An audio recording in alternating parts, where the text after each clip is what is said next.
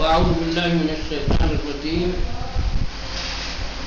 بسم الله الرحمن الرحيم. الحمد لله رب العالمين وصلى الله على محمد وآله الطاهرين. اللهم صل على محمد.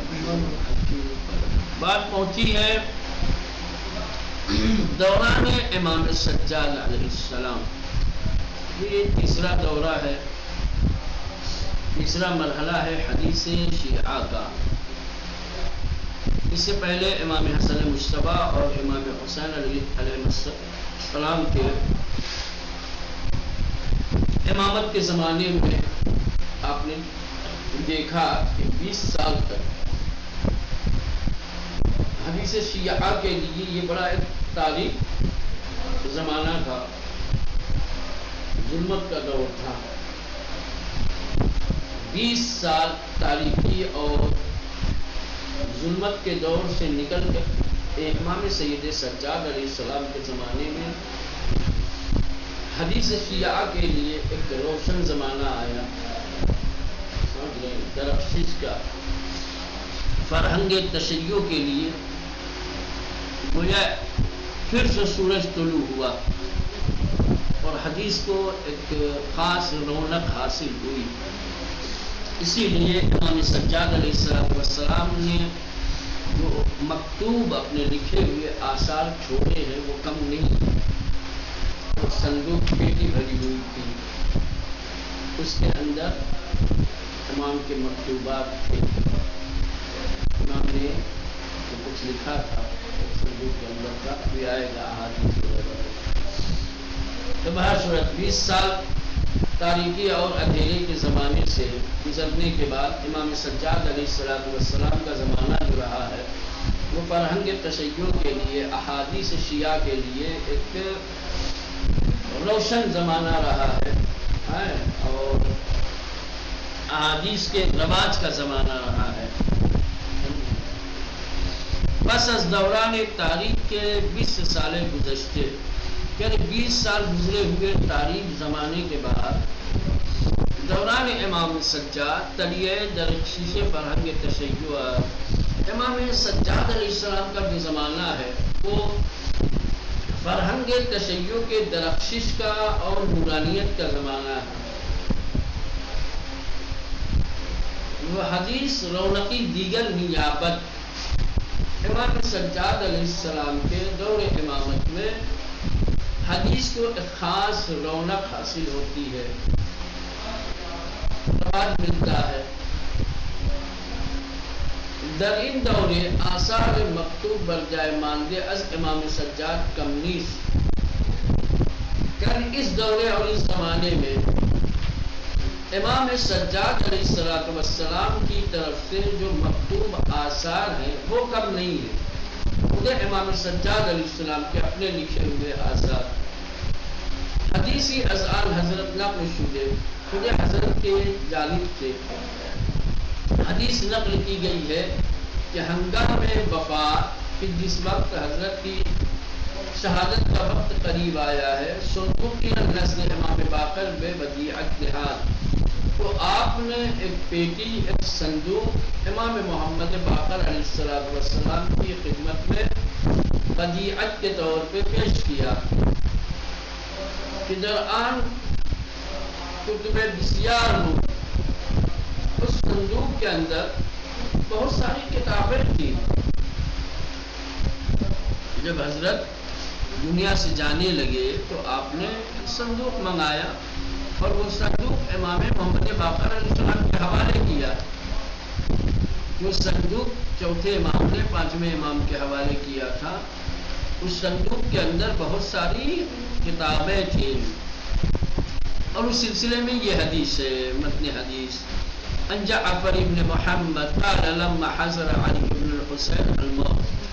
5ویں امام فرماتے ہیں کہ جب میرے پدر بزرگوار حضرت علی ابن الحسین یعنی امام زین العابدین علیہ السلام کی موت کا وقت آ پہنچا، قبل ذالک اخرج السبت اب الصندوق عندہ، تو موت سے پہلے انہوں نے ایک صندوق، ایک پیٹی جو جو ہے نکالی، فقال اور فرمایا یا محمد احمل حاضر صندوق، اے میرے بیٹے محمد یہ صندوق رکھو. فحمل بین اربع رجال، یہ اتنی وزنی تھی کہ 4 لوگوں نے اسے حمل کیا، اٹھایا. فلما توفى جاء اخوته، اور جب حضرت کی وفات ہو گئی تو 5ویں امام کے جو بھائی تھے وہ لوگ آئے 5ویں امام کے پاس. یدعون فی الصندوق، اور صندوق کے بارے میں دعویٰ کرنے لگے. فقالوا، کہنے لگے اعطنا نصیبنا من الصندوق، اب بیٹی کے اندر جو ہے ہمارا حصہ، وہ حصہ آپ ہمیں دیجیے. وہ سمجھ رہے تھے کہ صندوق کے اندر درہم و دینار ہے، صندوق میں مال دنیا ہے، امام جو ہے وراثت چھوڑ کے گئے ہیں، سمجھ رہے ہیں. اس لیے 5ویں امام کے جو بھائی تھے وہ سب کے سب اپنا حصہ مانگنے لگے. فقال، تو حضرت نے فرمایا واللہ ما لکم فیہ شیء، خدا کی قسم یہ صندوق کے اندر تمہارے مصرف کی کوئی چیز نہیں ہے، تمہارے لائق. واللہ خدا کی قسم ما لکم فیہ شیء، تم لوگوں کے لیے اس میں کوئی چیز نہیں ہے. ولو کان لکم فیہ شیء ما دفعہ الی وکان فی الصندوق صلاح رسول اللہ وکتبہ. اگر تمہارے مصرف کی، تمہارے لائق کی، تمہارے حصے کی کوئی چیز اس کے اندر ہوتی تو در بزرگوار نا انصافی تھوڑی کرتے، وہ صرف مجھے تھوڑی دیتے. یقینی طور پر جیسے میں حقدار ہوں ویسے تم لوگ بھی حقدار ہو. مجھے کیوں دیتے اکیلے؟ مجھے بھی دیتے. اگر مال دنیا ہوتا، تختہ ہوتا کوئی ایسا کہ جو سب کو ملنا چاہیے، مجھے بھی ملتا، تمہیں بھی ملتا. لیکن صندوق کے اندر کوئی ایسی چیز نہیں ہے جو تمہاری مصرف کی ہو. وَقَالَ فِي الصَّندُوقِ، صندوق کے اندر پھر کیا ہے؟ آخری اللہ کے نبی کے اسلحے تھے، مثلا ان کی شمشیر، ان کی زرہ، وَكُتُبِهْ، اور حضرت کی کتابیں تھیں. ٹھیک، تو یہ اس حدیث سے اندازہ لگایا جا سکتا ہے کہ 4تھے امام نے اس صندوق کے اندر کس مقدار میں مکتوبات ذخیرہ کیے تھے، رکھے تھے کہ 4 لوگ اسے ہم نے کر رہے تھے. در شمارش نوشتہ امام سجاد بخست باید الصحیفہ سجادی یاد کر، یعنی کہ امام سید سجاد علیہ السلام نے جو چیزیں تحریر کی ہیں، جو چیزیں لکھی ہیں، ان میں سے سب سے پہلی چیز صحیفہ سجادیہ ہے. صحیفہ سجادیہ امام کے مکتوبات میں سے سب سے پہلی مکتوب چیز ہے. شیخ آغا بزرگ تہرانی دربار ان گفتے ہیں، شیخ آغا بزرگ تہرانی نے صحیفہ سجادیہ کے بارے میں کہا ہے الصحیفۃ الاولی المنتہى سندها الى الامام زین العابدین علی بن الحسین بن علی بن ابی طالب المعبر عنها اخت القرآن وانجیل اہل البیت وزبور آل محمد یقال لها الصحیفۃ الکاملہ ایضا وللأصحاب اہتمام بروایتها يخصونها بالذکر فی اجازاتهم وهي من المتواترات عند الأصحاب لاختصاصها بالإجازة والرواية بكل طبق وعصر ينتهي. یعنی کہ یہ پہلا صحیفہ ہے جس کی سند منتہی ہوتی ہے، جا کے ختم ہوتی ہے امام سید سجاد پر. یعنی صحیفہ کاملہ، صحیفہ سجادیہ کی ساری باتیں امام چہارم کی ہیں. صحیفے کو اخت القرآن، قرآن کی بہن کہا گیا ہے. وانجیل اہل البیت، انجیل اہل بیت کا نام دیا گیا ہے. زبور آل محمد کہا گیا ہے، صحیفہ کاملہ بھی کہا گیا ہے۔ اصحاب نے خاص اہتمام کیا تھا اس کی روایت کے سلسلے میں، اور حضرت نے بھی اجازت دی تھی خصوصیت کے ساتھ ان روایتوں کو نقل کرنے کی۔ اور صحیفہ کاملہ یا صحیفہ سجادیہ کی جو روایتیں ہیں ان کا تعلق متواترات سے ہے، یہ اصحاب کے نزدیک متواترات میں سے ہے، کیونکہ خصوصی اجازے کے ساتھ چاہے اصحاب امام نے روایت کی ہے تمام طبقے میں اور تمام زمانے میں، جتنے بھی راویوں کے طبقے ہیں، جتنے بھی ادوار ہیں، ان تمام ادوار میں تمام زمانوں میں صحیفہ سجادیہ کی تمام باتیں تواتر کے ساتھ خصوصی اجازے کے ساتھ نقل ہوئی ہے۔ تو یہ پہلی کتاب ہے چوتھے امام کی، صحیفہ سجادیہ۔ اس کے بعد ہے مناسک الحج، یہ کی دیگر از کتب آن حضرت اس، یہ بھی چوتھے امام کی ایک کتاب ہے۔ فرزندان امام علیہ السلام ان کتاباں نقل کر دے، خود امام کی اولادوں نے اس کتاب کا تذکرہ کیا ہے۔ بدر بغداد نیز بتب رسید، اور بغداد میں باقاعدہ طور پر یہ کتاب چاپ ہوئی ہے، چھپی ہے۔ رسالۃ الحقوق تیسری کتاب، یہ کی دیگر از ان آثار گلنسنگز کہ جامع آداب سلوک فردی و اجتماعی اس و محور شرح و بست بسیار قرار گرفتے است۔ کہنے کی تیسرا اثر اور تیسری مکتوب جو چوتھے امام کی طرف منسوب ہے، چوتھے امام نے جو چھوڑے ہیں، وہ ہے رسالۃ الحقوق، کہ جس کے اندر امام نے شخصی، فردی اور اجتماعی آداب و حقوق بیان کیے ہیں، کہ جس کے سلسلے میں بہت ساری شرحیں لکھی گئی ہیں۔ محور شرح و بست بسیار قرار گرفتے است، بہت ساری شرحوں کا محور ہے، یعنی بہت سارے لوگوں نے اس کتاب کی شرح لکھی ہے۔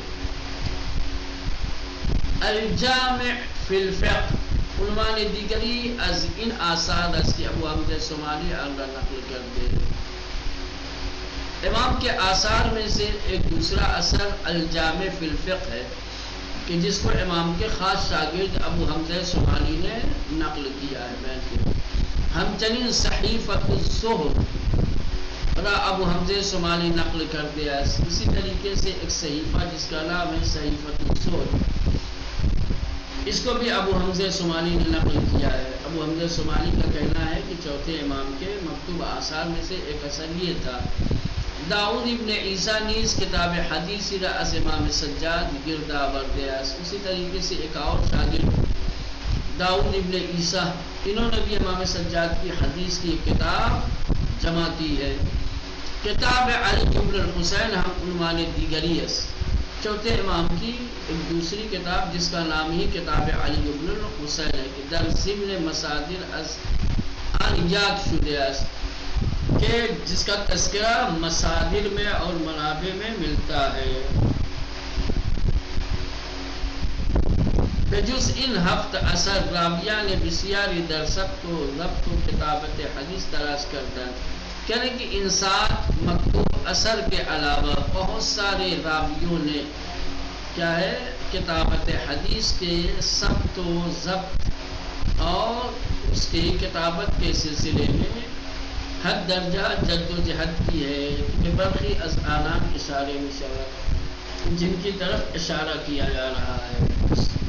تو چوتھے امام کے زمانے میں کتابت حدیث کا وہ ایک خاص رونق، ایک خاص رواج حاصل ہوا، گویا حدیث کے لیے بہت ہی روشن زمانہ تھا،